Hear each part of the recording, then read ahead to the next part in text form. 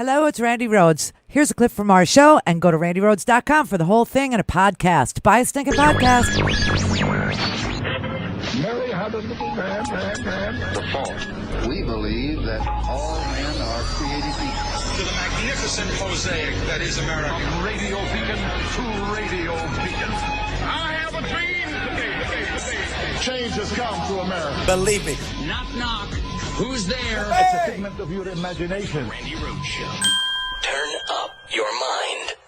So right after Gerald Nadler asked the Republicans to search their consciences overnight before they cast one of the most shameful votes of their career, I think he meant search for your conscience, because apparently they don't have one. Doug Collins goes and runs to the TV cameras last night around midnight, runs to the TV cameras and starts talking really fast and really loud and as if this is, something. And I've been around a lot of political campaigns. I've been around a lot of things that would make you think. But in the midst of impeachment, the chairman just ambushed the entire committee, did not have any consultation with the ranking members telling us we're going to have votes at 10 a.m. in the morning. I guess they didn't think enough today of spreading their very paper-thin impeachment process for over 12 to 14 hours was enough. So tonight, without consulting the ranking member, without consulting anyone, schedules of anybody be put out there. We're scheduling this at 10 a.m. in the morning.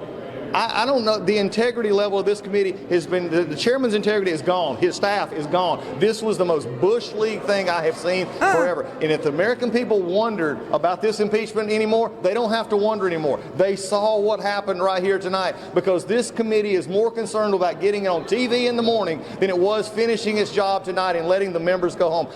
Words cannot describe how inappropriate this was. How I have been saying for the whole year how this committee is just simply rimshotting the rules of this House, and this proves it tonight. They do not care about rules. They have one thing, their hatred of Donald Trump, and this showed it tonight because they want to shine into these cameras, get prettied up, and then vote and make it all happen. This was the most, I'm just beyond words at this point, but it shows their lack of integrity in this process and the lack of case that they have. For them to actually come out here to defend this is the most ludicrous thing I've ever seen in my life.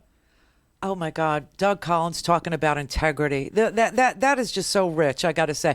I mean, the President of the United States set a record for tweeting yesterday, 123 tweets, 123, including the trashing of a 16-year-old teenage girl named Greta Thunberg because she was named Times Person of the Year. And these Republicans are standing in front of a microphone defending a guy who just attacked a teenage girl and they think that they are somehow the most integrous people that ever came. I swear to God, this was such a clown show. This was such a circus. But wait until we get to the Senate.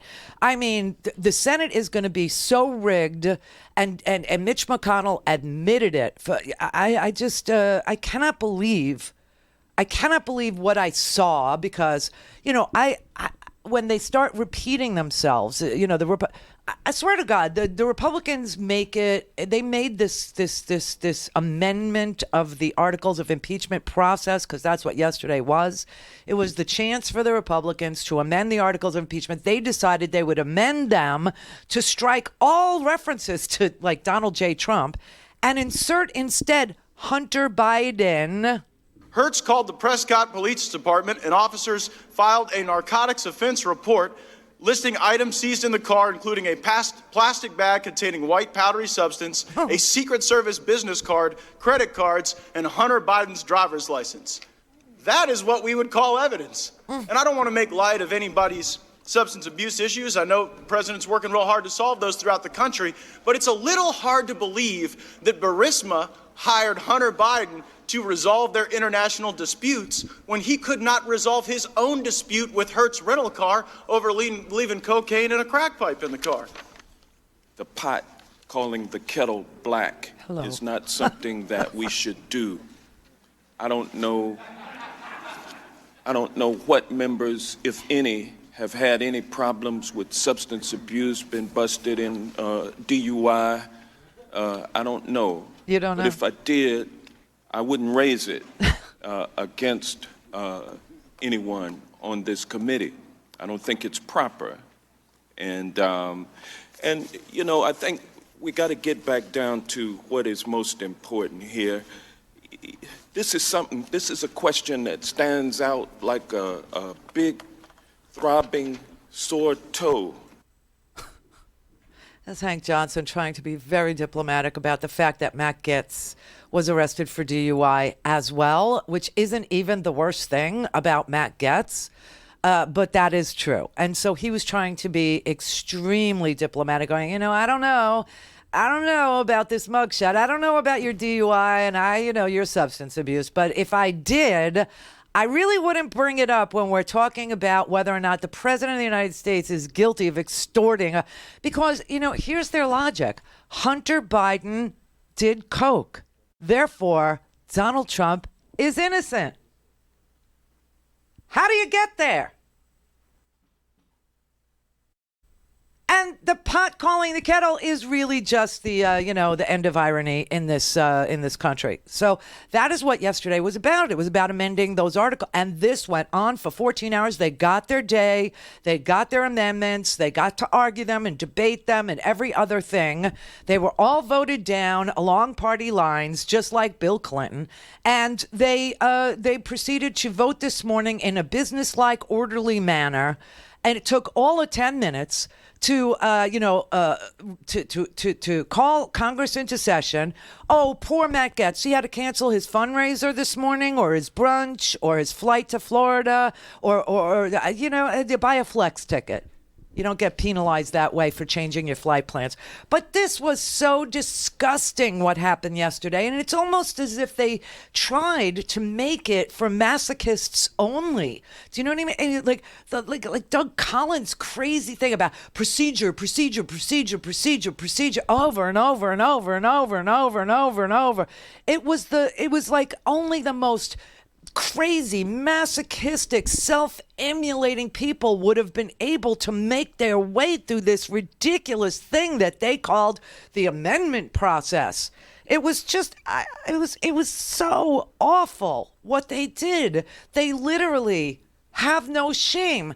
And at the end of 14 hours of trying to amend, to make it about somebody else, to distract, to inflame, to whatever it is, Gerald Nadler said, it's very late at night. We're just going to adjourn now. All your amendments were introduced. They were all debated. They were debated fairly. Everybody got the same amount of time. They all failed. And so we're going to take the vote in a very businesslike manner tomorrow, because we know you people. You're going to try procedural crap, and we're going to be here till 3 a.m. And then in the next morning today, you'll wake up on Friday the 13th, and you'll say, they voted in the dark of night. They voted in the middle of the night to send the articles of impeachment to the floor. You know that. Because this is what they do. They have no interest in the institution for which they have no interest in oversight. They have no interest in the power of the purse. They have no interest in passing legislation. They have no interest in justice or administration of it. Everything to them is a political game, including the prescription drug plan. Listen, go look it up. It's H.R. 3. H.R. 3, prescription drug negotiations with Medicare, passed by the House during this whole mess. Go look it up, the USMC, the USMCA. NAFTA 2.0. Nancy Pelosi was able to get very strict environmental standards into it and very good labor rules into it to benefit American workers and builders of American automobiles. They don't want to take it up. They don't want to do jack. Go to RandyRhodes.com for the whole thing and a podcast. Buy a stinking podcast.